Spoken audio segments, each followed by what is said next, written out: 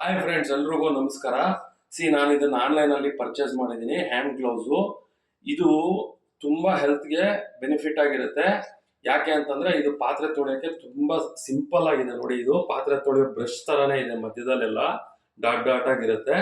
So ಇದ್ರ benefit ಏನಂತಂದ್ರೆ ಚಳಿಗಾಲದಲ್ಲಿ, ಮಳೆಗಾಲದಲ್ಲಿ ಯಾರಿಗಾದ್ರೂ ಹೆಲ್ತ್ ಇಶ್ಯೂಸ್ ಇರುವಂತವ್ರು, ಅಂದ್ರೆ ಕೋಲ್ಡ್ ಬಾಡಿ ಇರೋಂಥವ್ರು ನೀರಲ್ಲಿ ತುಂಬಾ ಹೊತ್ತಿದ್ರೆ ಅವ್ರಿಗೆ ಕೋಲ್ಡ್ ಆಗುತ್ತೆ, ಕೆಲವ್ರಿಗೆ ಸ್ಕಿನ್ ಅಲರ್ಜಿ ಆಗುತ್ತೆ. ಸೊ ಇದನ್ನ ಬೈ ಮಾಡಿ ಪಾತ್ರೆ ತೊಳಿರಿ. ಸ್ವಲ್ಪ ಹೊತ್ತು ನಿಮ್ಗೆ ಡಿಸ್ಕಂಫರ್ಟ್ ಅನ್ಸುತ್ತೆ, ಯಾಕಂದ್ರೆ ಸ್ಟಾರ್ಟಿಂಗ್ ಅಲ್ಲಿ ನಿಮ್ಗೆ ಅದು ಎಕ್ಸ್ಪೀರಿಯನ್ಸ್ ಆಗೋವರೆಗೂ. ಈ ಒಂದು ನನಗೂ ಕೂಡ ಒಂದ್ ಪಾತ್ರೆ ಎರಡು ಪಾತ್ರೆ ತೊಳೆಯೋವರೆಗೂ ಸ್ವಲ್ಪ ಡಿಸ್ಕಂಫರ್ಟ್ ಅನಿಸ್ತು.